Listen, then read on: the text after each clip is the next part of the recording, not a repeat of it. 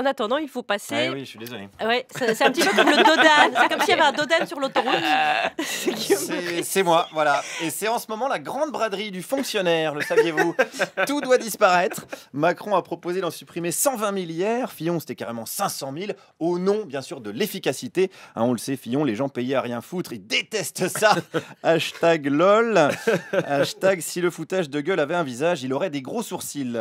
Mais bon, ceci dit, si les politiques le proposent, c'est que ça fait son petit effet dans l'opinion publique. Et l'opinion publique, moi, j'aime bien lui poser des questions. Voilà, alors je suis allé la voir ce matin, l'opinion publique, et j'ai d'abord rencontré une dame qui soutient Fillon mordicus, mais qui n'était pas au courant qu'il voulait virer les fonctionnaires. Et quand je lui ai appris le truc, elle était pas contente, la dame. Et pourquoi? Mais je comprends pas qu'il veut enlever des fonctionnaires. On en a besoin, non, d'un chien. Oui, mais c'est dans son programme.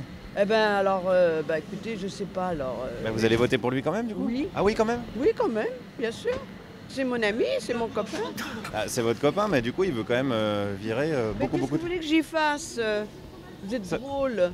Ça vous rend triste quand même, j'ai l'impression. Ben oui, bien sûr. Oh, mignonne. Elle était pas au courant, quoi. C'est comme si elle était fan de Bakounine et puis qu'elle voulait voter Macron, quoi. Elle a pas bien lu le programme, quoi.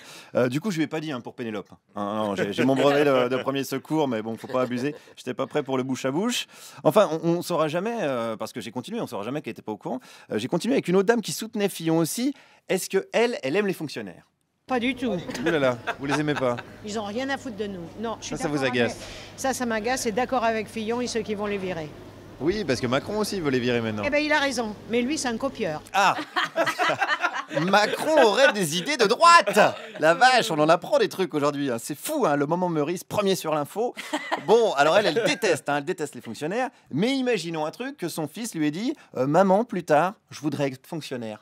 Mais c'est pas possible, il n'y a pas de fonctionnaire chez nous. Ça, c'est inné. C'est le truc qu'on fait de génération en génération. Chez nous, on bosse. Et on travaille. Il y a des générations de fonctionnaires? Oui, il y a des générations. Mais si vous avez dit quand même, maman, je veux faire fonctionnaire dans une mairie? Eh ben, je lui aurais dit, t'es un imbécile.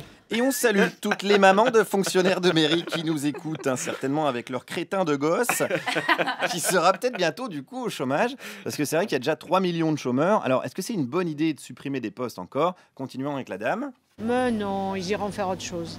Qu'est-ce qu'ils feront? Ils feront rien comme ils font rien. Là. Ils sont payés à rien faire, certains. Du coup, là, ils vont être au chômage et ils vont être payés à rien faire? Oui, c'est encore nous qui allons les payer.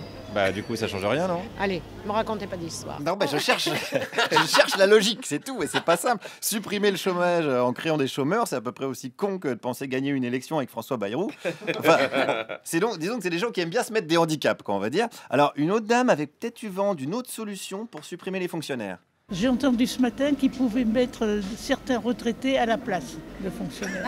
Ah bon? Oui, vous n'avez pas entendu ça? Non, j'ai pas entendu. Eh bien si, ils l'ont dit ce matin à la radio.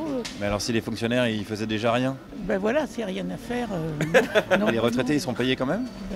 Bien sûr. Ouais, donc ça change rien du tout en fait, cette histoire. Alors l'intérêt, c'est quand même que si tu te fais contrôler par un flic qui a 73 ans, le temps qu'il sorte sa matraque, t'as le temps d'enfiler un slip en plomb, c'est quand même toujours pratique. Mais sinon, je vois pas bien quand même la logique. Alors la logique de ce monsieur est beaucoup plus claire. On a 5 millions de fonctionnaires, on en a besoin de 2. Ah oui? Voilà. Selon quel calcul? Après, c'est du superflu. C'est vous qui avez fait les calculs ou c'est... Bon, c'est ce que je pense.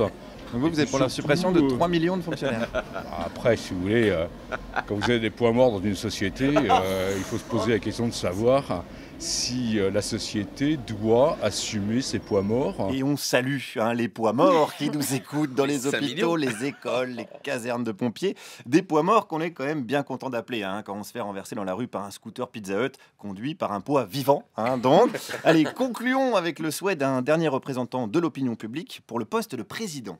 Mettez un chef d'entreprise à la place et vous verrez, ça ira beaucoup mieux. Mais est-ce qu'on peut gérer un pays comme une entreprise?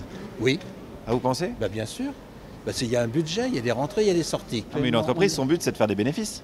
C'est normal parce qu'il y a une rémunération qui doit être faite aux capitalistes. Oui, mais un pays, est-ce que c'est ça vraiment? Mais non. Donc non, du coup. Vous m'avez dit oui, c'est pour ça? Non.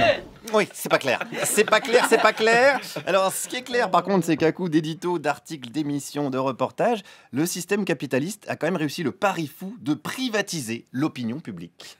Merci Guillaume Meurice, reporter sur Radio Poids Mort. Nous sommes en compagnie de Lolita Séchant.